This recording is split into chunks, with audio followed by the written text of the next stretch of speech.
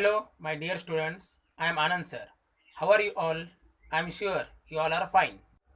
Students, today I am going to explain a poem that is The Road Not Taken, which is written by Robert Frost. So, first of all, I am going to read the poem, so please listen carefully. Two roads diverge in a yellow wood, and sorry, I could not travel both, and be one traveler. Long I stood, and looked down one as far as I could, to where it bent in the undergrowth.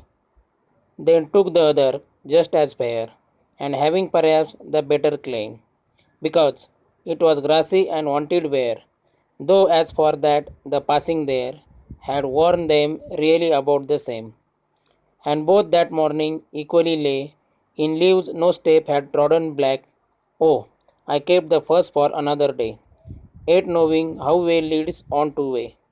I doubted if I should ever come back. I shall be telling this with a sigh.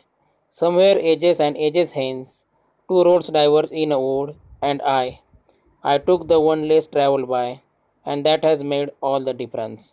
Robert Frost. There are some new words in this poem.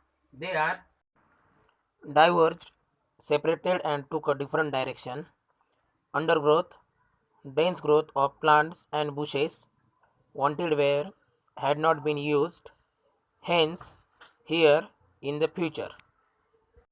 Now, I explain first stanza in detail, line by line.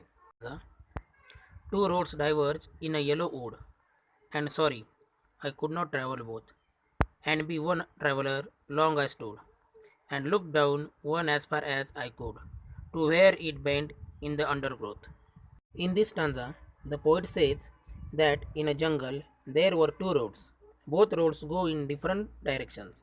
As the poet has used the term yellow wood, it seems that the leaves have turned lifeless and yellow depicting autumn. The poet feels sorry because he alone cannot travel on the both roads. The roads could symbolize two choices in life, and the poet is finding it difficult to make a choice. So, he, being a traveler, stood there for a long time, determining which way to continue traveling. As he was thinking, he noticed that one of the roads bent in the trees and shrubs and finally disappeared. After explanation of first stanza, I am going to read second stanza. Then took the other just as fair, and having perhaps the better claim, because it was grassy and wanted wear, though as for that the passing there had worn them really about them. In this stanza, after seeing that one of the roads disappeared into the undergrowth, the poet decides to take the other road. As just as fair can have multiple meanings. Perhaps the poet wants to say that the road is beautiful as well, or the poet wants to be fair and choose the correct option. Hence, selecting between two roads may portray the selection between two destinies. The poet then describes that maybe this road is better because it has fresh grass grown on it and was not used much. But when he started traveling on it, he found that travelers have passed through this road just as much as the other. We can observe how the poet quickly goes back to his statement. First, he says this road is untraveled. Then, as he walks, finds it equally traveled. Also, the poet says that the path wanted wear. A path cannot have a desire or want to wear. Only humans have want. Thus, the poetic device personification is used here.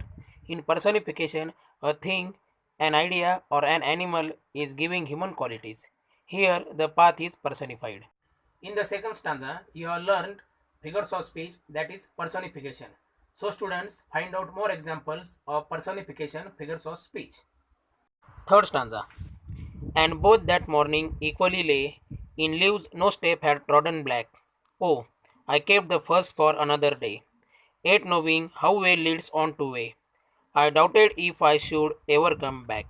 In this stanza, the poet says that both the roads were covered with leaves that morning, and perhaps that morning he was the first to travel on the road, as the leaves fallen on the road had not turned black by the steps of travelers. However, it seems that he regrets his decision slightly, wondering if he will ever got to come back and take the other road. Finally, I am reading last stanza, so listen carefully. And last stanza. I shall be telling these with a sigh. Somewhere ages and ages hence, two roads diverge in a wood, and I took the one less travelled by, and that has made all the difference. Years from now, somewhere in the future, the poet feels that he will look back and then decide whether the choice he made was the correct one or not. This may be indicating that making a choice out of two objectives is responsible for our future, and that makes all the difference. The choice may bring us right or wrong. He will be telling about his choice with a sigh. Sigh is releasing a deep breath, expressing happiness, relief, sadness, etc.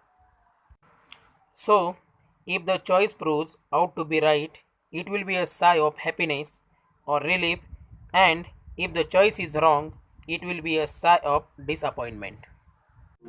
In this way, I have explained the complete poem. So, students, with the help of this explanation, you have to solve the exercises of the poem.